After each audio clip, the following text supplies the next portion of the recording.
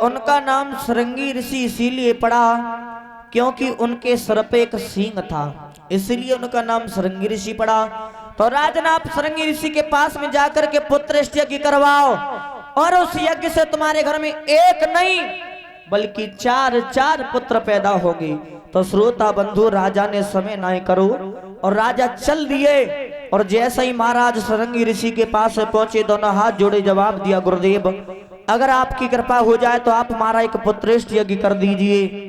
तो राजा का जैसे ही पुत्रेष्ठ यज्ञ हुआ और जैसे ही भक्तों हवन कुंड में जब पूर्णाहुति लगी लास्ट में, तो आज हवन कुंड से अग्निदेव प्रकट हुए हैं, अग्निदेव। और जैसे ही अग्निदेव प्रकट हुए तो उनके हाथों में खीर का पात्र लगा हुआ है। तो श्रृंगी ऋषि ने उस खीर के पात्र को लेकर के राजा को दे दिया, जवाब दिया राजन आप इस खीर के पात्र को ले जाइए और तुम्हारे घर में इस खीर के पात्र को खाने से एक नहीं बल्कि चार चार पुत्र पैदा होंगे। तो राजा ने आज समय नहीं किया, उस खीर के पात्र को लिया और चल दिए राजा अपने महलों की तरफ। कैसे?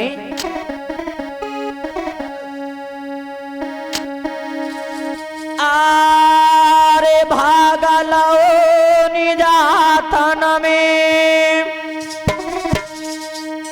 और राजा नहीं तेरा लगाई रे।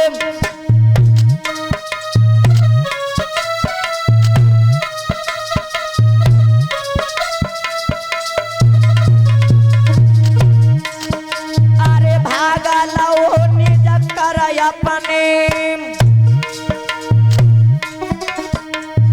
पति नहीं तेरा लगाई रे। और लेके घर को निकली चलो मेरी सुने सभा चेतलाई रे।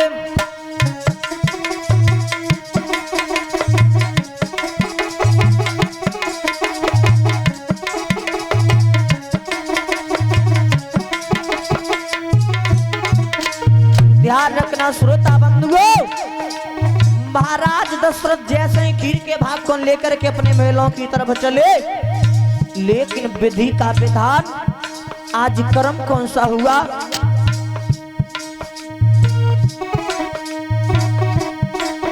अरे नाम चिड़िया को पश्चिम अंबर में रहो मराई रे। और धीरे धीरे उतरी चलो,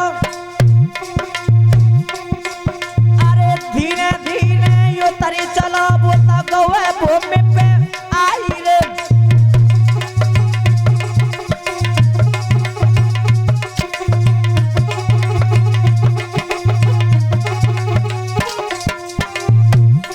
अरे धीरे धीरे यो तरी चलो बोता गवे भूमि पे आई रे। और भागा छीन की निज करती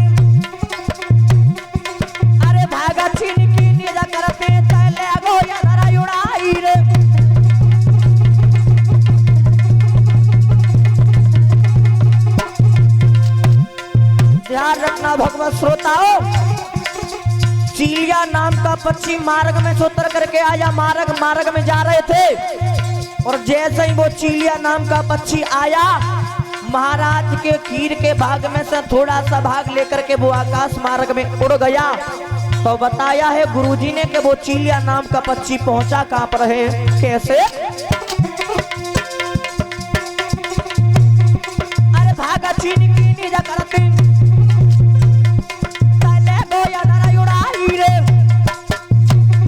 और माता यन्ना सोई रही मैं तीनों भागा गिराई रे।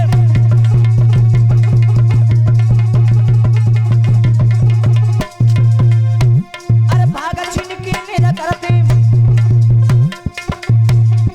तले गोया दरा उड़ाई रे। और माता यन्ना सोई रही मैं तीनों भागा गिराई रे।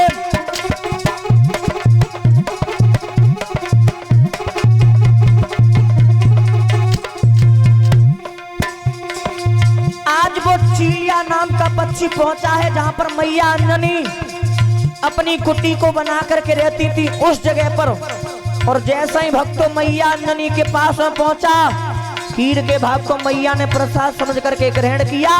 कर्म कौन सा हुआ? अरे भागा खाई लो मैया ने, सोई मात गरब रही आई रे, और बेटा प्यास की कलम चली, अरे बेटा प्यास की कलम चली, गुड़ पप्पू ने समझ आई रे।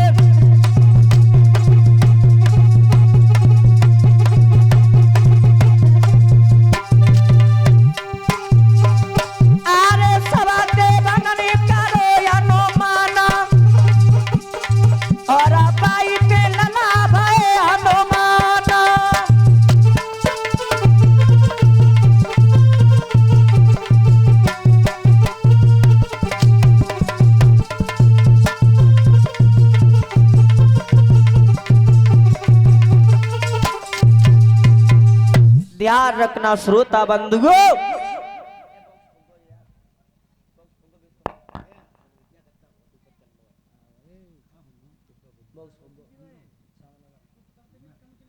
आज जैसे ही वो चीलिया नाम का पक्षी महाराज के हाथों में से थोड़ा सा भाग लेकर के पहुंचा, तो आज मैया अंजनी की कुटी पे पहुंचा है वो पक्षी, और मैया ने उसे प्रसाद समझ करके ग्रहण किया। तो बताया है गुरुजी ने कि मैया अंजनी ने उसे जब खाया तो उसी से मैया अंजनी के पवन पुत्र बजरंग का जन्म हुआ।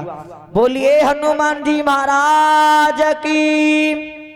और इधर महाराज दशरथ उस कीर के भाग को लेकर के अपने मेलों में पहुंचे, और जैसे ही मेलों में पहुंचे तो अपनी तीनों रानियों को थोड़ा थोड़ा भाग खिलाया है। अर्ध भाग कौशल्य दीना और उभय भाग यादे कर दीना। जो खीर का भाग था उसमें से आधा तो रानी कौशल्या को दिया, और जो आधा बचा उसमें से आधा आधा केकई और सुमित्रा को दिया है। और जैसे ही तीनों रानियों ने खीर के भाग को खाया तो आज धीरे धीरे समय पूर्ण हुआ, तीनों रानियों के गर्भ रहा। और बताया है कि तीनों रानियों को उदर से पुत्र पैदा हुए। किस तरीका से?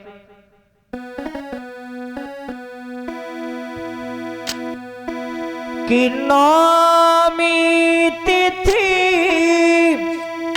और मधुमास पुनीता,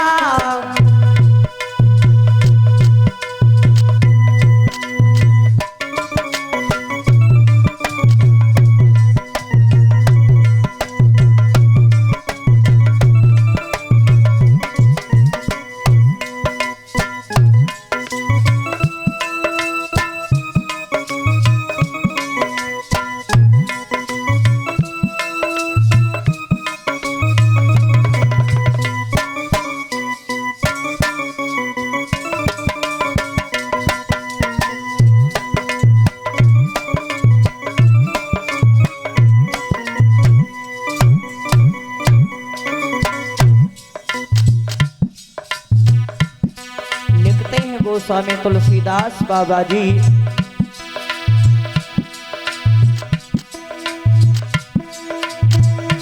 ओ नौमी तिथि मधुमास पुनीता और शुक्ला पक्ष अवधित हरिप्रीता,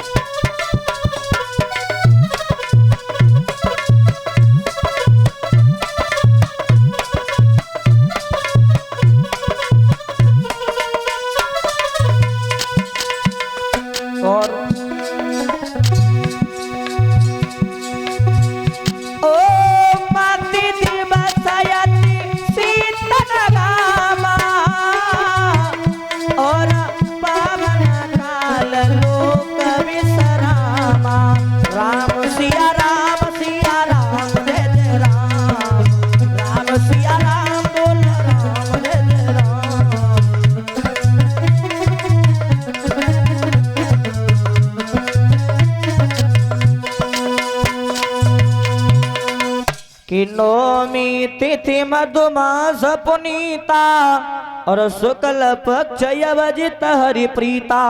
आज ध्यान रखना भक्तों, धीरे धीरे समय व्यतीत होने के बाद आज तीनों रानियों के उधर से पुत्र पैदा हुए हैं। ध्यान रखना भक्तों, भगवान श्री राम के लिए लिखा है कि भगवान श्री राम प्रकट हुए और भरत शत्रुघ्न और लक्ष्मण जी के लिखा है कि इन तीनों का जन्म हुआ है।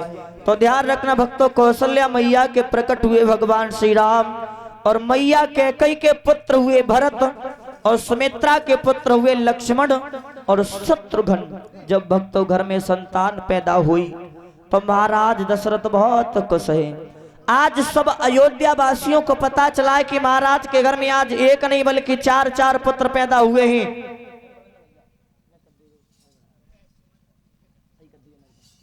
तो आज भक्तों अयोध्या में बहुत खुशी है। महाराज सोच रहे हैं कि प्रभु वो भी एक दिन था कि हमारे घर में कोई संतान पैदा नहीं हुई और आज एक ये भी इतने कि हमारे घर में चार चार पुत्र पैदा हुए। महाराज दान लुटवा रहे हैं। अयोध्या वासी सभी खुश हैं, बधाई गा रही हैं, सभी ताली बजा करके बोलेंगे भगवान का अवतार हुआ है, सभी ताली बजा बोलेंगे।